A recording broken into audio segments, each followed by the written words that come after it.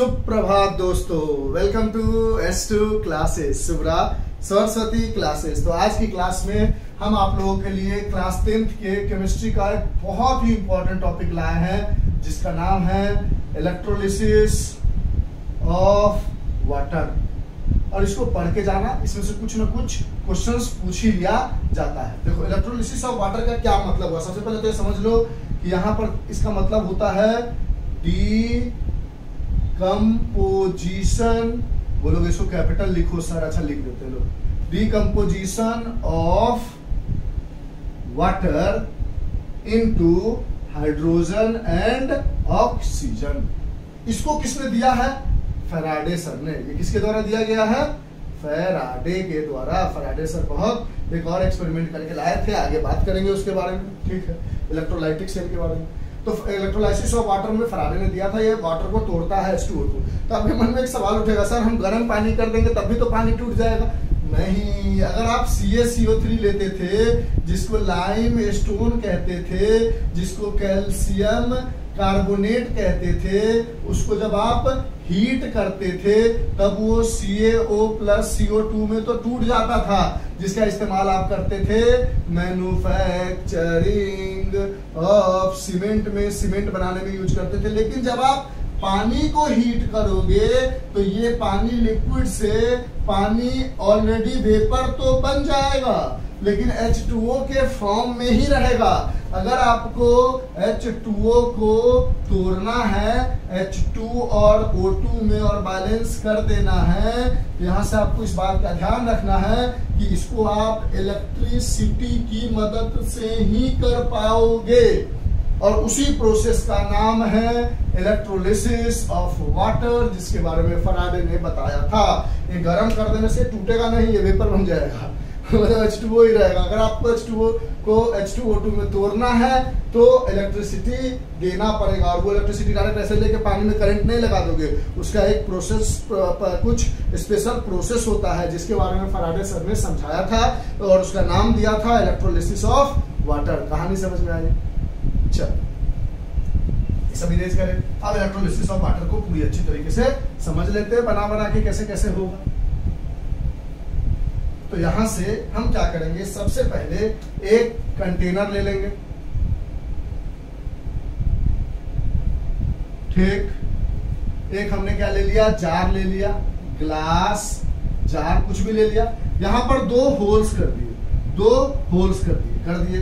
अब इस दोनों होल्स में क्या किया हमने? रबर स्ट्रॉपर फंसा दिया। क्या फंसा दिया? रबर स्ट्रॉपर। ये ऐसा जो है वो क्या है? रबर स्ट्रॉपर। समझेंगे क्यों फंसाया, इस बात को समझना, कैसे कैसे कोई एक्सपेरिमेंट को करते हैं, वो लॉजिक को समझो। अब रबर स्ट्रॉपर में क्या किया हमने? एक इलेक्ट्रोड फंसा दिया कार्बन का। हमने क्या किया? एक इलेक्ट्रोड फंसा दिया कार्बन का। अब किसी भी कंटेनर में, समझेंगे आराम से, घबराना नहीं, ठीक है सर। अब इसके अंदर क्या किया? पानी डाल दिया। देखो समझाते, पहले देख लो क्या क्या किया, ठीक है। इसके अंदर हमारे पास है वाटर, H2O। करना क्या है हमको इलेक्ट्रोलिसिस में? H2O को तोड़ना है, किसकी मदद से? इलेक्ट्रिसिटी की मदद से। ये 2H2 प्लस O2 में टूट जाएगा, बैलेंस कर देना है। इस प्रोसेस को करने के लिए एक बिगर लिया, नीचे में दो होल किए। होल में क्या किया हमने? एक रबर स्टॉपर फंसा दिया, इलेक्ट्रोड लगा दिया। ये दोनों क्या है? कार्बन के इलेक्ट्रोड है, कार्बन के इलेक्ट्रोड है। अब देखो, रबर स्टॉपर क्यों फंसाया कि अगर डायरेक्ट कोई चीज ऐसे फंसा दोगे किसी होल में, इसको फंसा दोगे ना, तो ये चारों तरफ से कवर अप नहीं कर पाएगा। इसमें पानी डालोगे तो होल में हल्का छेद रह ही जाएगा जो बाहर निकल जाएगा। इसलिए रबर स्टॉपर उस छेद को बंद करने में मदद किया, ताकि जो इलेक्ट्रोड फंसे उसके अलावा हर जगह वो रबर का बना हुआ एक होल टाइप का होता है, उसको लगा दोगे, जिसका नाम रबर स्टॉपर होता है। वो साइड से पानी को लीक नहीं होने देगा। तो रबर स्टॉपर लगा के कार्बन इलेक्ट्रोड लगा दिया। इसके अंदर हमने क्या किया कि फ्यू ड्रॉप्स ऑफ एसिड डाल दिया। एसिड में या तो HCl डाल दिया या H2SO4 डाल दिया। ये दोनों हमें क्या दे रहा है? H प्लस आयंस दे रहा है, क्योंकि हम जानते हैं एसिड का एक स्पेशल प्रॉपर्टी होता है which gives H plus ions. तो H प्लस आयंस इसके अंदर जब प्रेजेंट हो गया तो जो H2O था HOH वो टूटने लगा, H प्लस OH माइनस में तोड़ने में मदद किया।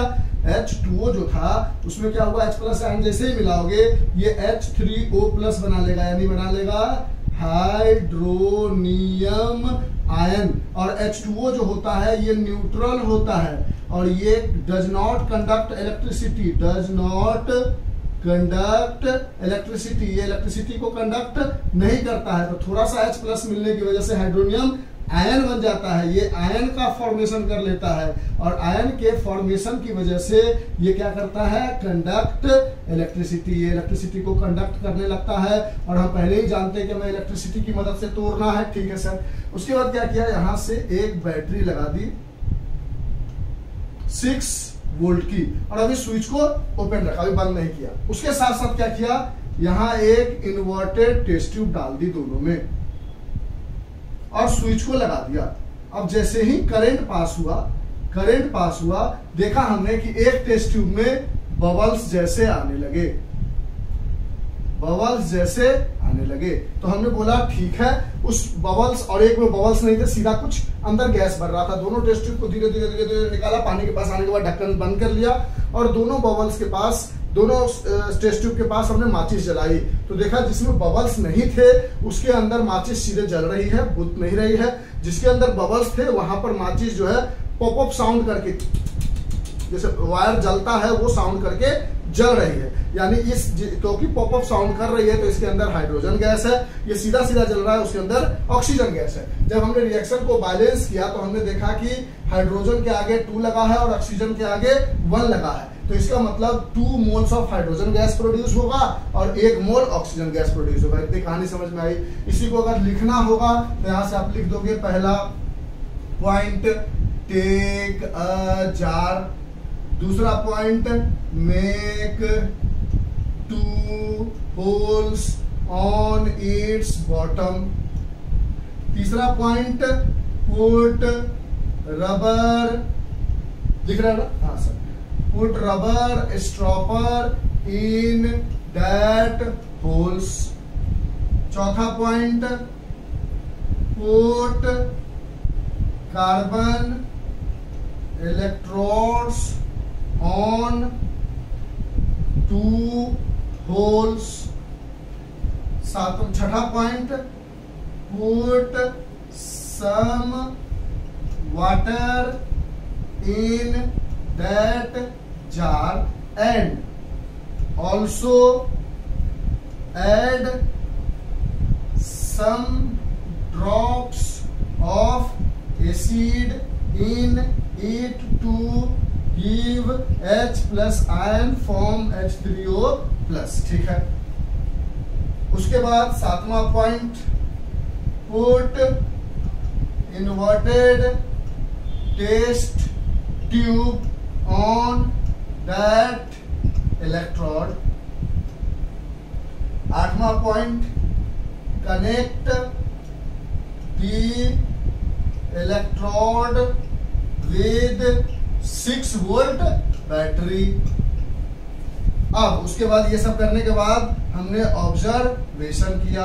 तो ऑब्जर्वेशन देखा हमने, पहला पॉइंट कि some gases in the form of bubbles evaporate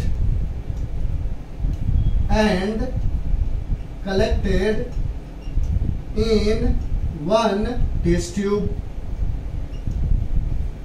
अब उसके बाद हमने how can you test the presence of gas, how can you test the presence of gas. तो इसका आंसर बोलोगे बाय